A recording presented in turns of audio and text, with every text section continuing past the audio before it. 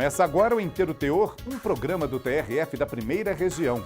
Hoje você vai ver: negado pedido de aposentadoria rural por invalidez a uma segurada do INSS.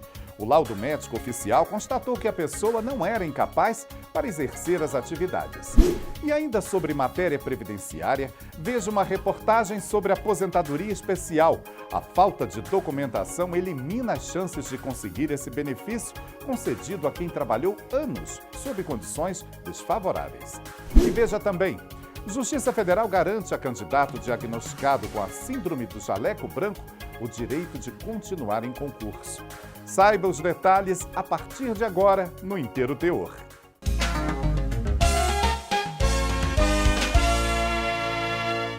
Você é daquelas pessoas que não podem ver o médico? O coração acelera, a pressão sobe. Essa é a síndrome do jaleco branco, que foi objeto de ação no TRF da Primeira Região. Um homem que sofre dessa síndrome conseguiu na Justiça o direito de continuar participando de um concurso da Marinha. Ele havia sido excluído porque seria hipertenso, o que não é o caso de quem sente os sintomas da pressão arterial alta apenas quando vê um médico. Quem explica é a repórter Daniela Garcia. Pode ser só uma consulta de rotina ou mesmo apenas para medir a pressão. Quando o Gilson vê o jaleco branco... É apavorante. Falou que é para médico, é jaleco branco, eu já fico apavorado. É um medo assim... Não sei explicar como é que é, mas mesmo aferindo, se for só para aferir pressão, eu já chego lá com palpitações e aí já vai estar alterado. E deu mesmo. A pressão dele, que costuma ser 12/8, o considerado normal, foi a 14 só de chegar no consultório. Ele já fez todos os exames necessários e constatou que não é hipertenso. O quadro é conhecido como síndrome do jaleco branco. Como explica esta cardiologista? Ela é caracterizada por valores anormais da pressão durante a consulta médica. Então, no consultório, o paciente, você mede a pressão, ele está com valor muito alto, e quando você faz o exame para comprovar, ele fica com valores normais. O diagnóstico diferencial vai ser feito através de um exame que chama MAPA, Monitorização Ambulatorial da Pressão Arterial, ou MRPA, que é Monitorização Residencial da Pressão Arterial. Nesses exames, o paciente leva um aparelhinho que vai para casa e ele fica medindo a pressão para avaliar como que vai estar a pressão no seu dia a dia. E foi por causa deste problema, ou melhor, pela confusão entre a hipertensão e a síndrome do jaleco branco, que um candidato em Minas Gerais foi excluído do concurso da Marinha. Ele foi reprovado porque durante o teste na fase psicofísica, a pressão subiu.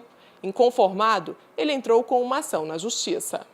Já em primeira instância, ele conseguiu comprovar com exames médicos que a elevação aconteceu apenas durante a medição porque sofre da síndrome do jaleco branco. A União sustentou que o Poder Judiciário não pode alterar as normas estabelecidas no edital e o caso foi parar no TRF da Primeira Região. A 5ª turma do tribunal destacou que a legislação de fato prevê a realização de inspeção médica para ingresso no cargo. Mas, ao não oferecer uma fase de recursos administrativos, a banca ofendeu princípios importantes do Estado Democrático de Direito e, por isso, pode haver a interferência do Judiciário. Este advogado esclarece alguns pontos legais. Os editais têm, sim, amparo para exigir requisitos mínimos, condições mínimas de saúde, mas, ao mesmo tempo, também não podem estabelecer parâmetros fora da razoabilidade. A Constituição Federal estabelece no artigo 37, ali nos princípios fundamentais da administração pública, o princípio da legalidade, além da impessoalidade. Para o colegiado, ficou claro que o quadro do autor não é de hipertensão arterial, ou seja, não há limitações para a atividade profissional de marinheiro. A turma, então, manteve a sentença da Seção Judiciária de Minas e declarou nulo o ato que reprovou o candidato, reconhecendo o direito dele de seguir no certame. Para quem tem o mesmo problema e não pode ver médico nem de longe, como o autor da ação e como Gilson, o melhor é tentar sempre superar o medo. Bem, eu vou porque eu tenho que ir, sou obrigado. Se eu puder escolher e não ir, eu não vou. Hoje em dia eu não tenho escolha, que nem eu te falei, eu tenho uma noiva que ela já marca, fala, ó, tal dia tem exame. Mas se eu puder escolher adiar a ida ao médico, eu prefiro.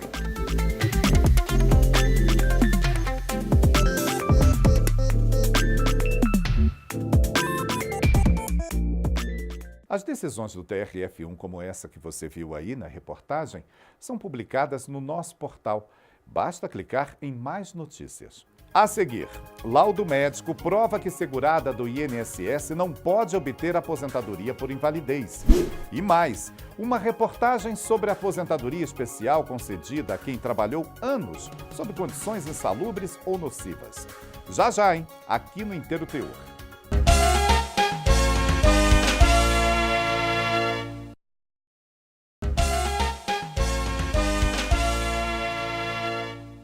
O TRF da Primeira Região negou o pedido de aposentadoria rural por invalidez de uma segurada de Minas Gerais. Isso porque o laudo médico oficial constatou que ela não era incapaz para exercer as atividades. A autora recorreu da decisão da primeira instância, alegando que foi impossibilitada de se defender pelo Instituto de Seguridade Social, o INSS. Mas, ao fazer a análise do processo, o desembargador federal Francisco Neves da Cunha destacou que não houve cerceamento de defesa, pois a perícia médica foi realizada por perito oficial e não ficou constatada nenhuma irregularidade na instrução processual.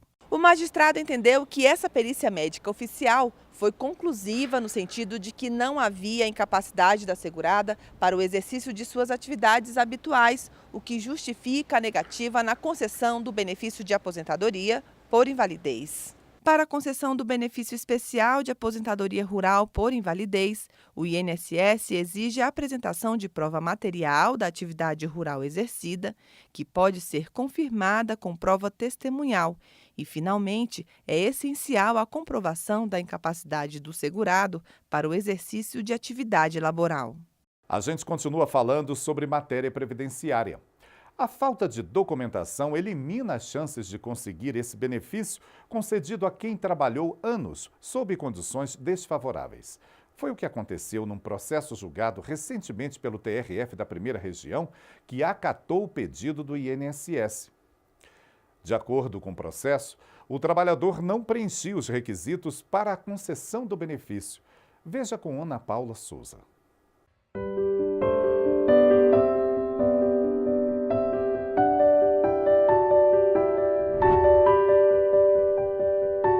Planos para o futuro não faltam. Até preencher os requisitos e poder se aposentar, Maísa sonha com a chegada desse momento. Minha expectativa muito é de viajar, passear, descansar também, porque é uma profissão que puxa muito por você, puxa muito pela mente, faz a gente ter muita preocupação, mas é a minha única ideia, desejo, né? E sonhos, que a gente tem sonho, né? É de viajar para ir para fora, contando os dias, né? O objetivo é ter uma aposentadoria diferenciada. Ela tem 59 anos de idade e 19 de tempo de serviço como vigilante, considerada uma atividade especial por conta da periculosidade. Antes de eu entrar para ser vigilante, eu pensei muito, sabe? Eu tinha muito medo de muita coisa, de tomar conta de patrimônio, ficar sendo responsável por pessoas, porque a gente é responsável até por veículos de pessoas, que a gente não tem nada a ver com isso. Mas é uma coisa assim muito... Só para quem gosta. É uma profissão para quem gosta, para quem está a fim de enfrentar, entendeu? Pelas regras atuais, a aposentadoria especial pode acontecer com 15, 20 ou 25 anos, a depender do tipo de risco que a atividade profissional oferece.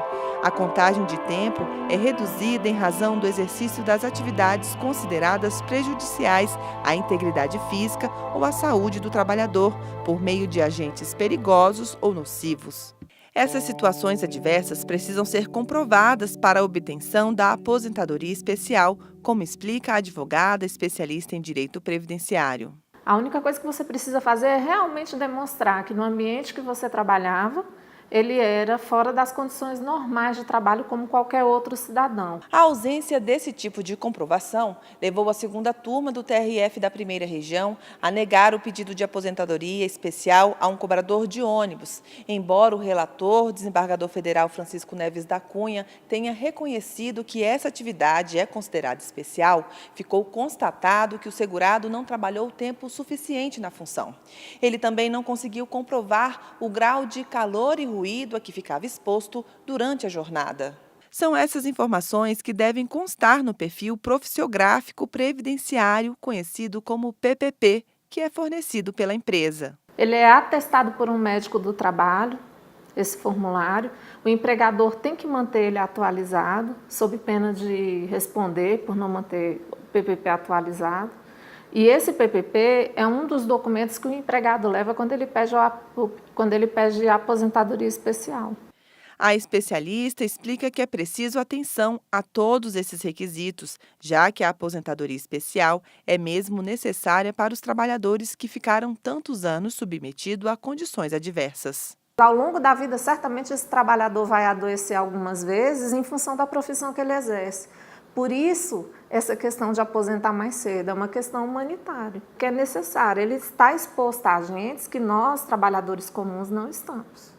A Maísa já organiza toda a documentação necessária para requerer esse benefício. Chegou, inclusive, a procurar um advogado. Quer deixar tudo prontinho. Já fui pegar todos os documentos que a advogada pediu, mas ainda só vou dar a entrada mesmo, vou começar a dar a entrada mesmo só em agosto só. Mas eu tô esperando que dê tudo certo.